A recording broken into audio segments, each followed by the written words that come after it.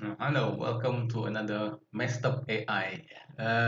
Sekarang, so we have updated this automatic processor analysis with some knowledge, additional one. So we're going to ask it to do like a very simple task, a separator like this, and then with a risk matrix like this. So I asked it, okay, as an expert, what units this is, to explain it, instruments, and then the existing safeguards.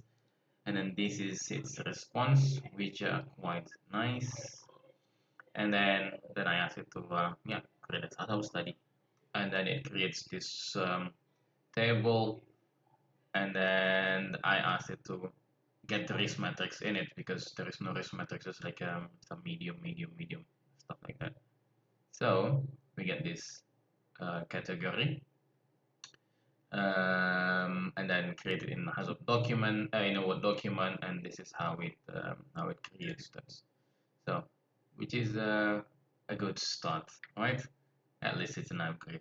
Bye bye.